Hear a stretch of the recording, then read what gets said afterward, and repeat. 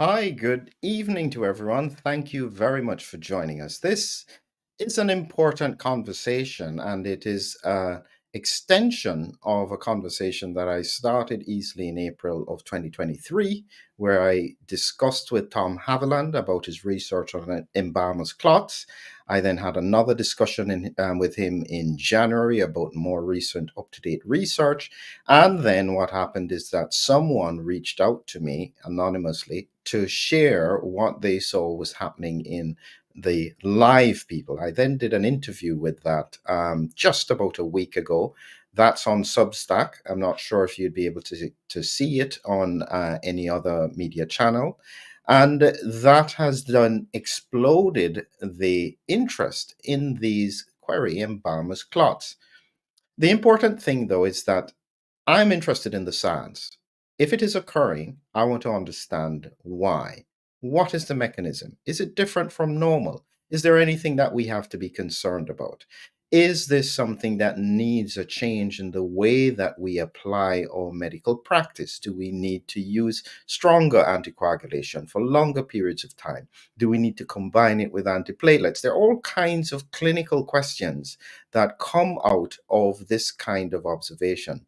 I think the big worry is that the scientific community has watched this overall generally for some time. But there are some scientists across the world who are focused on this and they are looking at it. And today I have the pleasure of speaking with two of them. We've got Professor Resia Pretorius from South Africa, and we've got Dr. Robin Rose from the USA, who's been looking at microclots. And Robin, you can unmute yourself. But let's start off with Resia. Do you mind just giving a quick introduction of yourself? Yes, hi, thank you, Philip. This is an exciting live. I'm Resia Pretorius. I'm from Stellenbosch University in South Africa. I've been looking at clotting pathologies in various diseases for many, many years. They include cardiovascular disease, diabetes, Parkinson's, Alzheimer's, rheumatoid arthritis, and I've been studying platelets and red blood cells, as well as the clotting protein fibrinogen, which is supposed to be the soluble clotting protein. And in 2020, I turned my attention to acute COVID and later in the year, long COVID. Excellent. And Robin?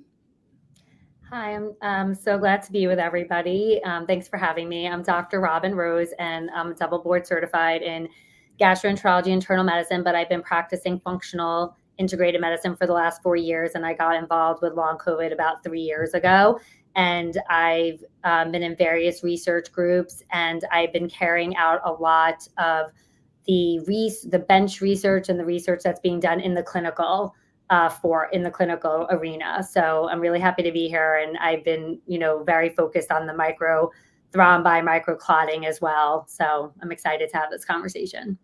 Excellent. So let me just let the audience know something. Sadly, I'll not be showing any live clots because it can be a bit gory for people. But I had just prior to the live shown both Robin and Risha the clots that had been shared with me. Do you mind sharing what your thoughts were? These were clots from live embolectomies where they're pulling out clots of live people. So these are not embalmers clots. These are clots that are pulled out of live people. What were your thoughts? Resia, you can go first. Go ahead. Okay, I was quite shocked to see the size of the clots that was found in live people. Obviously, those are not microclots anymore. They are definitely macroclots. And I absolutely cannot believe that a person can even survive or can even be alive with those type of macroclots pulled out of them. So I was quite shocked. And Robin? Yeah, I can echo exactly what Resia just said. I can't believe what's so unbelievable to me is how it actually takes the formation of the vessel, of that blood vessel it's in, and such a wide circumference and length. They're massive, and it's harrowing. I can't believe people are able to walk around like this as well. It's very shocking, and the fact that the body cannot degrade these is very frightening. And it's something that we really have to take a close look at. Yeah, one of the things that he had said from the cath lab, he said that they normally what we'll do is thrombolysis, and they'll use intra-arterial thrombolysis for some of these clots before they try and do the embolectomies. And I got the impression that they weren't breaking down even with intra-arterial thrombolysis. So this is some pretty significant stuff. And so when I started to reflect, I would be waking up in the morning thinking about what the heck is the mechanism for this. And truthfully, Risha, what happened is that just a few days ago, so I appreciate you coming on at short notice, I thought to myself, if there's anybody who is going to be able to try and explain the science behind this, it is you. So can you give us a little bit more background into the specific focus you had been on with regards to the microclots? And I've got here, I'll show you your paper here. So this is the paper that you had done. This was in 2022 with Professor Kell. I had a chance to chat with him as well, but I'll have to share that conversation at another time. But this paper here was looking specifically at these amyloid fibrin microclots. Do you want to tell us a little bit about the background as to, because you guys identified this from as early as 2020? Absolutely. So in 2020, when we were right in the middle of the pandemic, I worked together with a clinician that was seeing acute COVID patients, and he was in the ICU of one of our private clinics. And I've worked together with him previously because he's a specialist focusing on diabetes. So I got our first samples already in 2020. In the past, so years before 2020, my research focused on fibrinogen, as I mentioned previously, but we were interested in how the fibrinogen, which is the soluble plasma protein in all our circulation, in the presence of thrombin, which is the end stage of the clotting cascade, how does those fibrin networks look like? So that was my focus previously. So I always took whole blood or platelet poor plasma, and I added thrombin to create in the lab to mimic the clotting cascade. But in the thick of things in 2020, I couldn't get thrombin.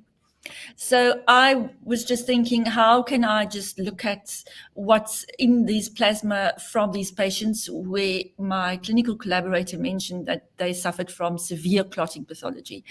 And I just added my marker for clotting pathology, or amyloid clots, or amyloid clotting, which is theophlavin T, a well-known marker. I just added it to the plasma, and I looked under the microscope without thrombin. So I wasn't expecting anything. I was thinking, well, let me see what I get. And to my surprise, it lit up like Christmas trees. And then I realized that in acute COVID, these clots were forming spontaneously without the addition of thrombin in my lab. So these microclots, we used the term later. We called them amyloid clot formations. Were actually present in the blood as it comes out of the patient. So that was quite interesting for us. And then a few years later, a year or so later, we looked closely at spike protein to see if we could induce the same clots in healthy blood, which we had in our lab, if we could induce them in using spike protein. And then end of 2020, beginning 2021, we realized that long COVID is a thing. It was just starting to be a buzzword for everyone, with the Perego group identifying the term long COVID. And then finding patients with long COVID and seeing that they looked exactly the same as with the samples that we found in acute COVID. So that sparked off the various research papers, and the one that you showed is a review paper where we looked closely at what are the characteristics of these microclots and why might they be dangerous for individuals that suffer from them. And so just so people have an idea of the science, so this is from the paper, and you had in there the formation of the formation of the clots, the fibrin clots here, and then the breakdown of it with plasmin as well. So this here represents, is this the, what is this at the top? This is just fibrinogen, soluble fibrinogen. It then makes the clot with platelets, and then when the body needs to break it down, that's where the plasmin comes in, breaks it down, and then you get the D-dimer at the bottom that we can measure. So this is the cascade. Now, these clots, what I'm trying to understand, when they make these clots, what is it that is different with regards to the amyloid bit? Is it that amyloid gets caught up in these clots? What is it? So the scheme that you are showing on the screen now, the top is the soluble fibrinogen. So I must just perhaps say, so that everyone understands it, perhaps do not know the clotting cascade. We have got, every one of us have got soluble fibrinogen in circulation. Then when you cut yourself, the action of the collagen that's exposed in your skin, for if you cut yourself on your hand, the process of the cut will get all the platelets to rush in to form a block. Then the next steps will be soluble fibrinogen will be converted to fibrin nets by a cascade process. But then after the wound heals, then there must be a process called fibrinolysis, so that the little clot, the little scar is healed, and then the scab must be broken up. This can also happen in your vessels. It's a normal process. So someone with plaque formation inside their blood vessels, there might be little tears. And so this process can also happen when collagen is exposed, soluble fibrinogen is converted to a little fibrin net, and then it's broken down. So that is a normal process. The difference between if we have inflammatory markers in circulation, and in the case of COVID, we've got lots of inflammatory markers, but the distinguishing factor is in acute COVID, you have got spike protein also in circulation.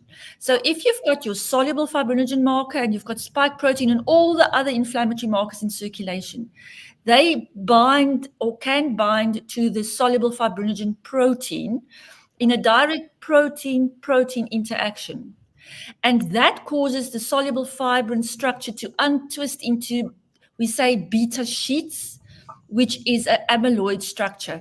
So the binding of the circulating inflammatory molecules onto the soluble fibrinogen causes it to change, and it folds into a insoluble little microclot. And many of these microclots can join up to each other. And as I like to describe it by saying that these microclots are little dustbins.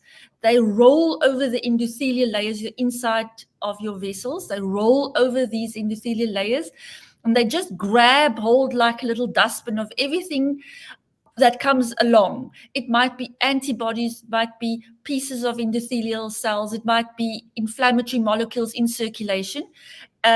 And entrapped inside these microclots are then the various inflammatory molecules. And we have then in 2021, we did proteomics, and we broke open these microclots and we made them soluble again, their content soluble. And we found a lot of things inside it. But one particular was of interest, and that was the fact that they contain alpha-2 antiplasmin. And that molecule prevents the microclots from breaking down. So it's a whole process, and we must remember that COVID is a new disease. Long COVID is a new disease. So we don't have all the answers yet, but we are slowly trying to understand and build on what we know, on what is happening, how the process forms. And the bottom line is that in acute COVID, there's widespread endothelial damage that cause widespread damage to the layers of the endothelial, the inside layers of the vasculature. The microclots are formed, but there are also other things happening. There are also platelets that's being hyperactivated.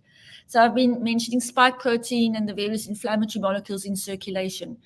In the case of cells like platelets, Platelets have got receptors on their membranes, hundreds of receptors, thousands of receptors on their membranes. They can interact with a lock and key process with inflammatory molecules, also with spike protein. When that happens, the platelet also hyperactivates. So now in acute COVID and also in long COVID, we see platelets are significantly hyperactivated. Microclots are formed and endothelial damage are present. And other people have also said and shown that endothelial damage are significant in acute COVID, but also in long COVID. The endothelial layers are broken and damaged, and that might be, I think, mostly due to spike protein. So it's a new disease, a new mechanism that we must study. So let me ask you from a practical clinical point of view, Robin, because you are looking at the patients in clinic from the perspective of these microclots, because this is what I am thinking is occurring. Microclots are becoming macroclots in some people. So in order to get the macroclots, you first need to have the microclots. What are you seeing in clinical work with regards to these microclots? So we're doing the testing, and I was saying to Resia before, many of the patients that have presumed long COVID or what we call spike injury that might not even be so asymptomatic, but they're inflammatory biomarkers, and a lot of the different advanced biomarkers we're looking at are abnormal. They're scoring a 3 out of 4 to a 4 out of 4 on this microthrombi testing.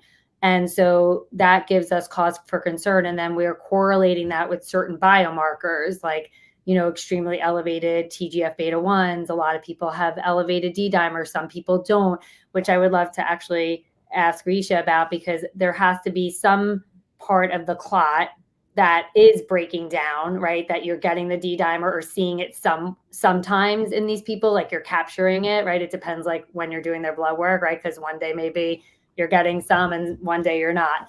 But it seems to correlate. And, I feel like it's a really, really good diagnostic biomarker to follow these, because, we would like to see, like Resia was saying, them to be more like a 0, 1, or 2 versus a 3 or 4.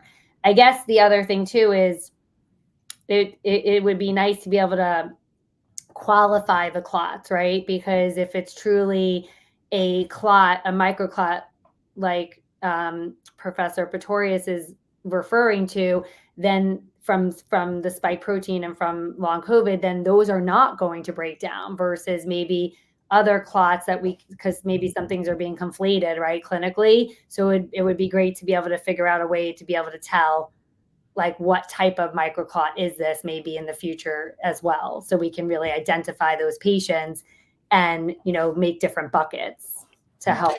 So when we think about what, say, for instance, because part of the question is around, I am not ignoring what the embalmers are seeing. I can't explain it, but we're seeing them, some of them at least are saying they're pulling out these massive fibrous clots that sound like what you're saying, Resia. It's an amalgamation of amyloid, and they're therefore forming these insoluble beta sheets. Now, I had always thought this was post-mortem. So microclots, yes, I could understand it occur, but the big clots would occur post-mortem. I just couldn't believe that it could occur ante-mortem. So when I saw the clots from the catheter lab, I realized, okay, this is now something that may also be occurring in the living. So when we think about, if you imagine someone with stage 4, because you were mentioning 1, 2, 3, 4 stages. Stage 4 is where you have the highest number of clots. And I think there's an image from your paper. I'm just trying to see if I can find it, where it shows the clots. I think it's right here. So here is showing, this is normal. This is stage 2 and B. This is stage 3, and this is stage 4. Is that about right? No. So A is what you would find in a healthy individual. B, C, and D is stage 4. Okay. So that's quite significant microclot formation. B is a very large one.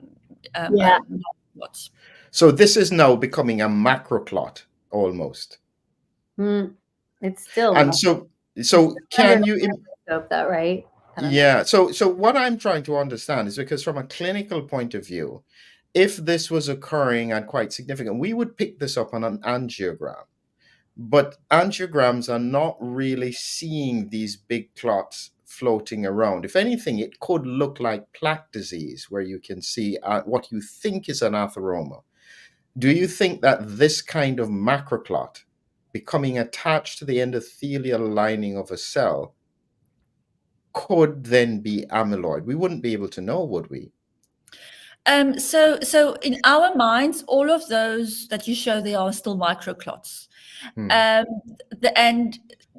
The green signal is the amyloid structure of the microclot.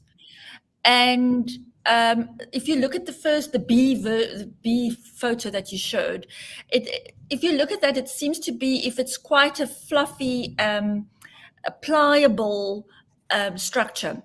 And that's, we don't fully understand it. There is a recent paper, Philip, that I shared with you a few minutes ago, about the chemists who actually look at the tomographic mapping of the clots. So perhaps they would, if they, with their methods, could look a little bit further, they might distinguish different groups of clots. So the issues, those, the B version that you showed of a clot, of a microclot, can push through and squeeze through small capillaries. And it's interesting also that those clots do not seem to functionally block the vessels, the microcapillaries, fully. It might block it temporarily or prevent blood flow as it should, and prevent oxygen transport over the endothelial layers, which are also damaged. So I can really comment on the structure of the microclots, but I think the issue that that's quite scary for me and is actually very interesting is the structures of the significant macroclots that are pulled out from healthy individuals. And I think entrapped in these macroclots are a lot of these microclots, and it might have started with that. So the question that I pose myself is it the same process? So we will not understand the structure of those macroclots pulled out before we test it with an amyloid marker. But I will not be surprised if it is amyloid, because the nature of a fibrinoid microclot is that it's an insoluble little entity that has changed structure, and it will not go back to an insoluble form except if you break it down. Now, Robin mentioned D-dimer. That's very interesting for us. D-dimer was never found for us to be a good marker for long COVID. It's an excellent marker for acute COVID. But in long COVID, we seem not to be finding D-dimer in the very sick individuals without treatment. If we look at D-dimer. Now, the explanation that we have is D-dimer is a breakdown product of fibrinolysis. So if the clots are not breaking down as they should, so the fibrinolytic process is a failed fibrinolytic process or clot breakdown process, D-dimer will not be a good marker. However, we have been, or our clinical collaborator have been finding in South Africa, Dr. Jacobus Laubscher, if he treats the patients with anticoagulation, when the clots start breaking down, D-dimer goes up. And that's also been noted by a few clinicians that I've spoken with. If they are treating patients with anticoagulation, D-dimer is a good marker, because you would expect it, because the clot will be breaking down with the anticoagulation. So I wanted to ask Robin something, just thinking about because all of this is us trying to understand and speculate. In order for someone to have a significant, let's just say a moment, let's just assume they are amyloid based. And if they were to have an embolus, it would suggest that this is gradually building over time. But as I said, we can't see it. An interesting thing that Dr. Shetty said when he was with me when I was speaking to the whistleblower, he says it's almost as if it could make a cast on the inside of the blood vessel. Does that clinically make sense to you? Yeah. Yes, absolutely. And I also think that the glycocalyx layer plays a role in stabilizing the glycocalyx. But how can you even stabilize the glycocalyx if you have this? It's like you have to rid the body first of the spike protein, get to the root cause, and then treat it. Otherwise, that's what's so confusing. Otherwise, you could be adding fuel to the fire, right? Depending on how you approach it. I did want to go back to the D-dimer because I think this is interesting. Because so what we did, Resia, we just added it to our panel for anyone walking through our door. And I would say 50% or more of the patients walking through our door have an elevated D-dimer. They have an elevated D-dimer. It's unbelievable.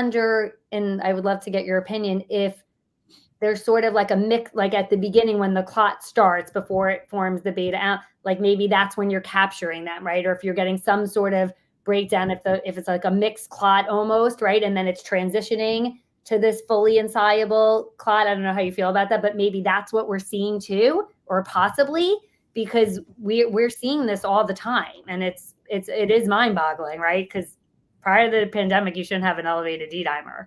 I mean, unless you're having a P or a D. Exactly. So I fully agree with what you say. It is exactly what I'm also interested in, and we need to talk about that. We don't know exactly how it will work. And interestingly, also one must remember that even if you have got severe long COVID with microclots everywhere in your body, in your system, your body's, although we say you have a failed fibrinolytic system, it's not a critically failed fibrinolytic system because you are alive. If you are alive, your fibrinolytic system will work, but the failure is a pathology of the process. So hopefully your body will have some way to slower but still break down clot. Otherwise, you will end up being dead if your body's if the failure is critical. So perhaps in the individuals where you do see D-dimer, their body is still trying to break it down. Right. So it would actually be very interesting, Philip, if one can understand the blood work of the individuals that these macroclots have been pulled out. What does their blood work tell us? How does their D-dimer look like? And the other inflammatory panels? That would be very interesting for me. I think one of the problems we have is that if you think about it, this is probably one of the first pure scientific discussions about this observation that has been going on for a few years, and so therefore the kind of work that needs to be done is only just going to be started.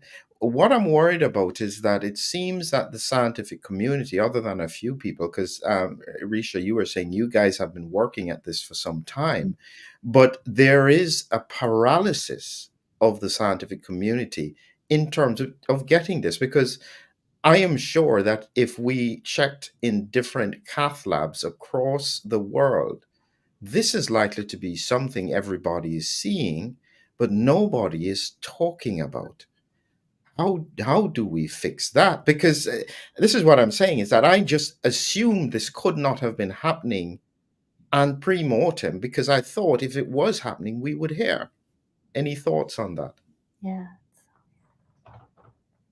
I'm just shocked that how could it only be isolated to one cath lab? That you're right. It doesn't make any sense. So how are people not wanting to investigate this or understand this more and figure out, how to prevent it, right? And be proactive about this. It's just shocking to me. I mean, Resia, have you heard this in South Africa from any clinicians or cardiologists that do casts there, or no?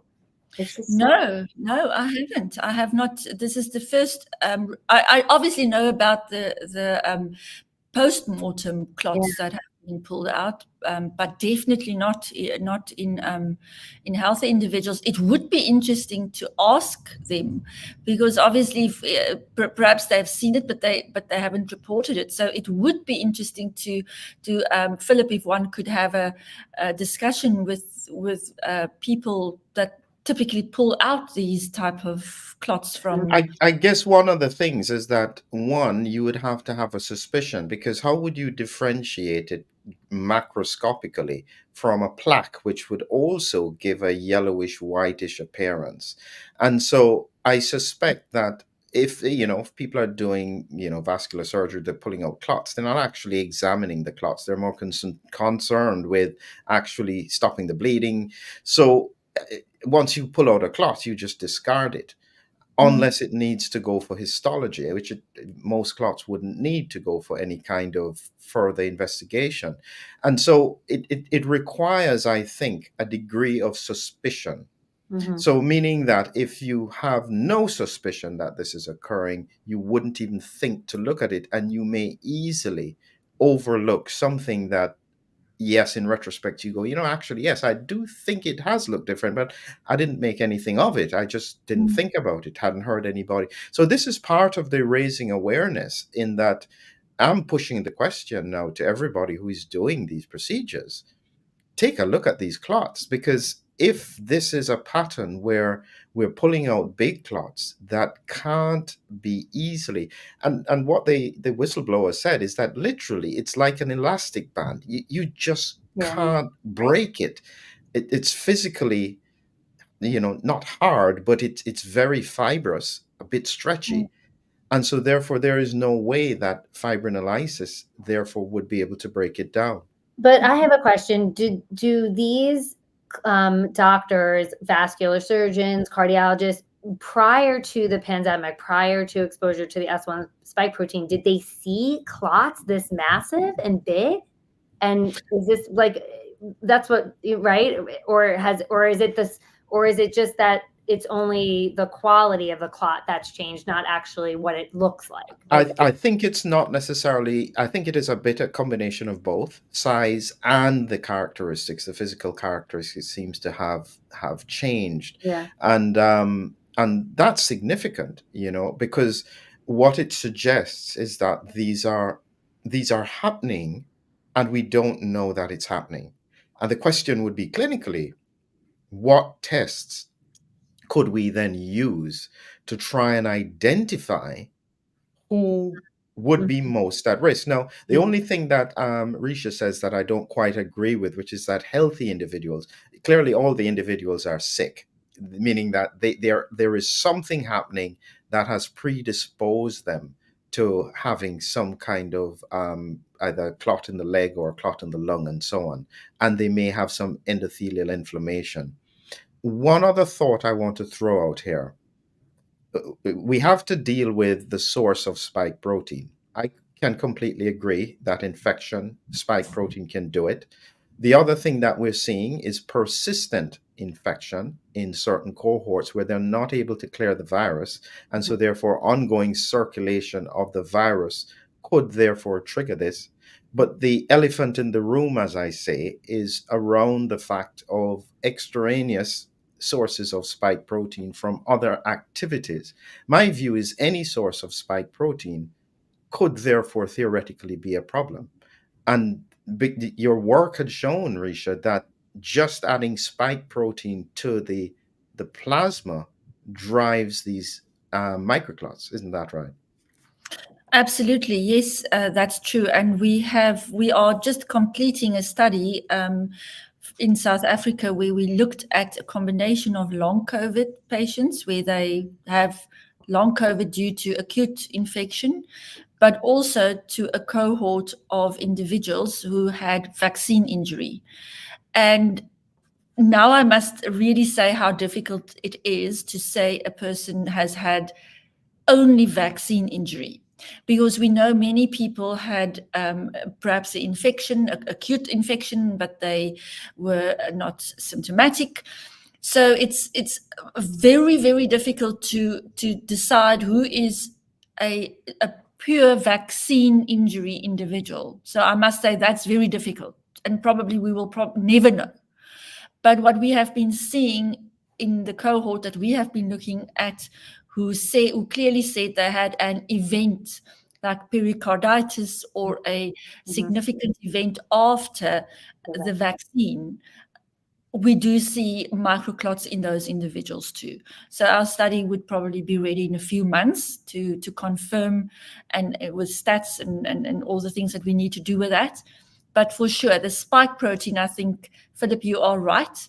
It can come from various sources, and one source possibly could be from vaccination. And we do know that they have been reports by many people previously that they are vaccine injury, and it is a term that we need to discuss, and it is an elephant in the room, because obviously we would want to not discourage people to have vaccination because it might save lives, and it has saved millions of lives.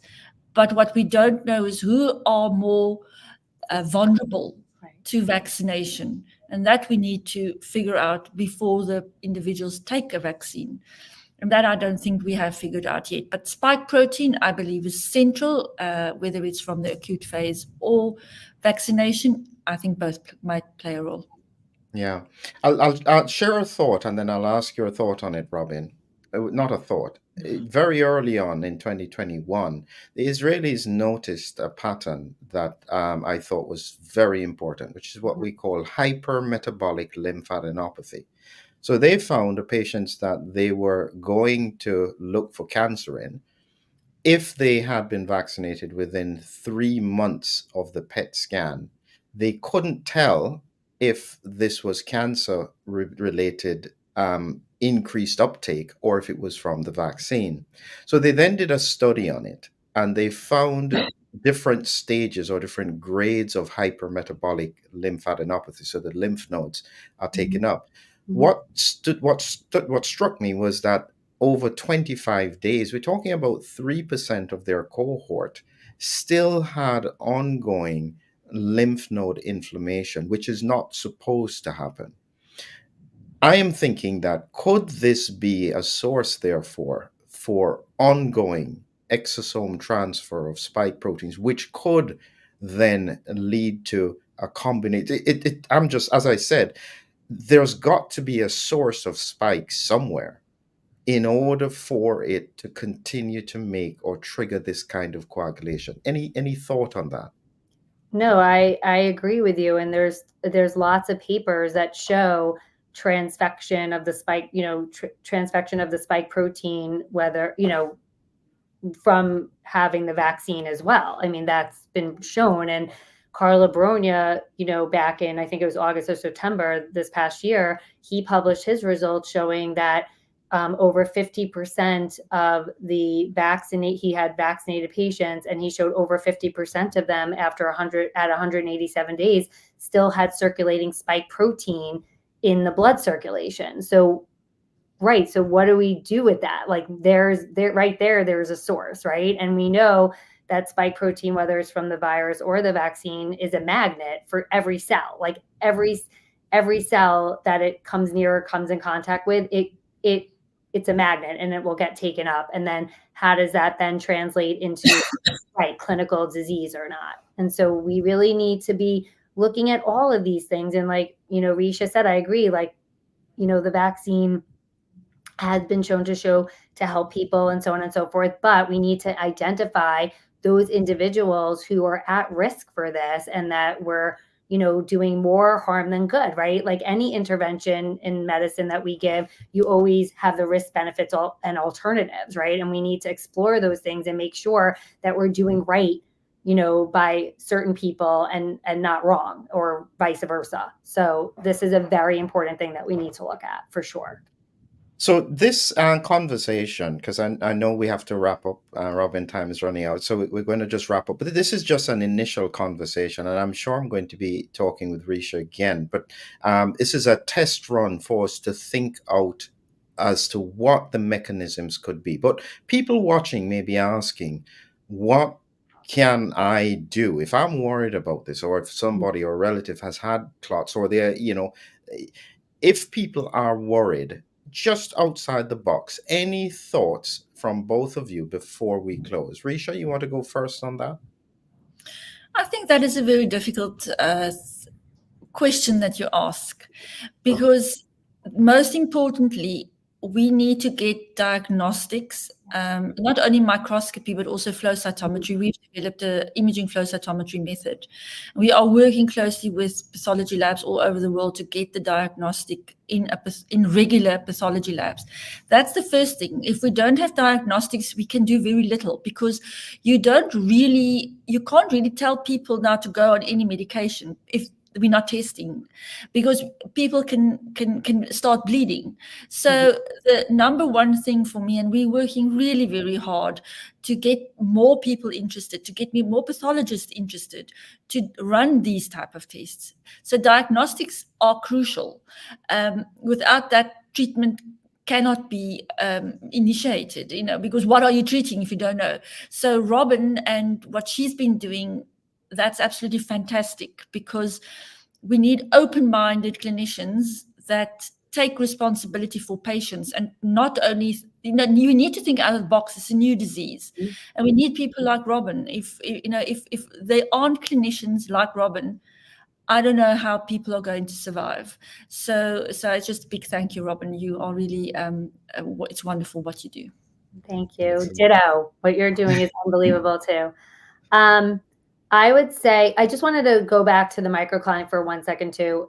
It's not just what's happening even clinically, or what's happening from a clinical, from what people are manifesting even, or how they're feeling. I'm worried about all the studies showing that there's damage, to the brain, all these things coming out, like showing that there's decreased blood flow, that you have vascular inflammation, neuroinflammation, that then will lead to neurodegeneration and all these things. That microclotting is definitely playing a role here for sure. And again, it all goes back to this endothelial damage, endotheliitis, and this ripple effect of how it's going to affect all of these people moving forward. So Resia's right. We have to get these diagnostics in place. We have to start recognizing these things so we can be more proactive instead of reactive, and really, help as many people as we can. But what was the question? There was something else I felt like it was just, what can people do? That was what I wanted to say. So my research group too, we've developed, we take more of the approach. We use natural compounds, and we've been able to show reversal of the clotting using that, and then that sort of takes away that risk of bleeding and being more complicated, because and obviously, like, you have to have a certain clinical acumen and understand how to use natural compounds, how to dose them, and how they interact obviously with other medications and so on and so forth. But that could be something that we explore too, because it's safer and we see that it's working and people are getting better. So that's another, thing that we need to explore as well, right? I mean, I'm a conventionally trained doctor. Of course, pharmaceuticals always play a role and so on and so forth. But I think this disease is so different and so massive that we have to think outside the box, like Resia was saying, and try to come up with other alternatives that are possibly safer and just as effective.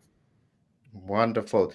So yes, so Resia, we didn't even get into some of your slides, but don't worry. This is just stage one. This is so important that I think there are other researchers we want to pull in. Resia, you'll be central to that, and we will definitely continue the discussion. I just want you to think about it. Imagine those clots as I'd shown you, how in the world and what could be done for the future. The important thing for listeners is to remember this.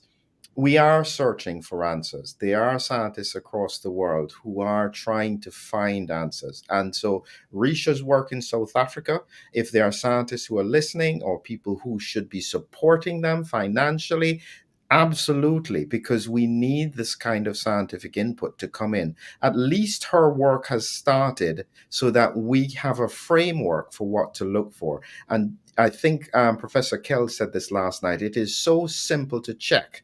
Just put the amyloid stain and you will see straight away if this is amyloid fibrin microclots. So there's still a lot of work to do, but we've got the right people on it. Stay tuned with us for the future. We'll have more discussions around this. Thank you all very much.